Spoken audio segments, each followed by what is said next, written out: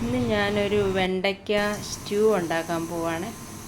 അതിനായിട്ട് വെണ്ടയ്ക്ക കഴുകി അതിൻ്റെ വെള്ളമെല്ലാം പോയതിന് ശേഷം ഈ രീതിയിൽ കട്ട് ചെയ്തെടുക്കുക. അതിനുശേഷം ചെറിയുള്ളി ഉണ്ടെങ്കിൽ അതാണ് ഏറ്റവും ബെറ്റർ. ഞാനിവിടെ കാന്തയാണ് എടുത്തിട്ടിരിക്കുന്നത്. അതിൻ്റെ കൂട്ടത്തിൽ പച്ചമുളകും എടുത്ത് വയ്ക്കുക. പിന്നെ ഒരു ചീനിച്ചട്ടിയിൽ ഇച്ചിരി കറിവേപ്പില ഇട്ട് എണ്ണ ഒഴിച്ച് കറിവേപ്പില ഇട്ട് നമുക്ക് ആദ്യം ഈ സവാളയും പച്ചമുളകും ഇഞ്ചിയും കൂടി വഴറ്റാം.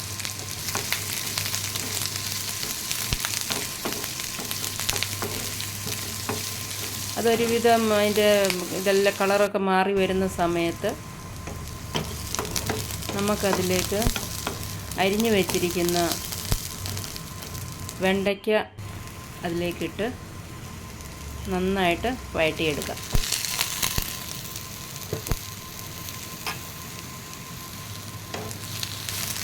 അത് ഒരുവിധം അതിൻ്റെ വെള്ളമെല്ലാം പറ്റി നല്ലപോലെ ഒന്ന് വാടി കഴിയുമ്പോഴത്തേക്കും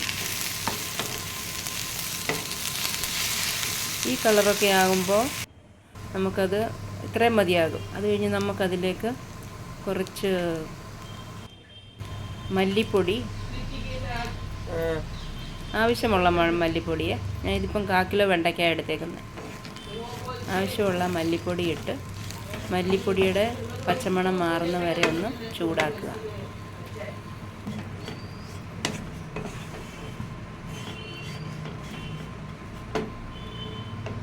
അത് കഴിഞ്ഞ് നമുക്കൊരു സ്വല്പം മഞ്ഞൾ പൊടി ഇടാം. കാരണം ഇതൊക്കെ വെളിയിൽ നിന്ന് മേടിക്കുന്നതല്ല, ഇച്ചിരി മഞ്ഞൾ പൊടി ഇടാം. അത് കഴിഞ്ഞ് നമുക്ക് ഉപ്പിടാം.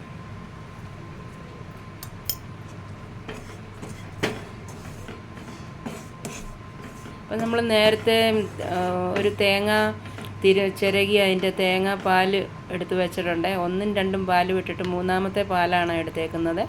അത് നമുക്കിതിലേക്ക് ഒഴിച്ചു കൊടുക്കാം. അപ്പോൾ ഈ പാലിനകത്ത് കിടന്ന് ഈ വെണ്ടയ്ക്ക നന്നായിട്ട് വേകും. അത് വെന്തൊരു ഈ പരുവാകുമ്പോൾ നമുക്കതിലേക്ക്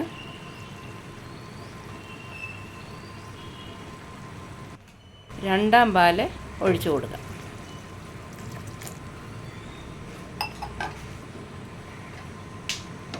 രണ്ടാം പാലൊഴിച്ച് ഒന്ന് അതിൻ്റെ ചാറൊക്കെ ഒന്ന് കുറുകി വരുമ്പോൾ നമുക്ക് 3ാം പാല് ഒഴിക്കാം.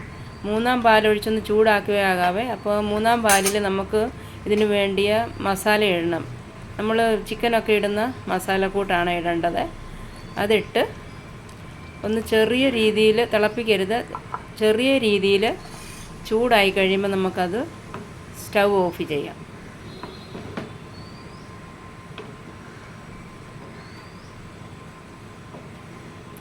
അത് കഴിഞ്ഞ് ഇതിന് നമുക്ക് കടുക് വറക്കാനുണ്ട്. അപ്പം കടുക് വറക്കാനായിട്ട് നമുക്കതിൽ തവ വെച്ച് അതിലേക്ക് ഇച്ചിരി കറിവേപ്പില ഇടാം.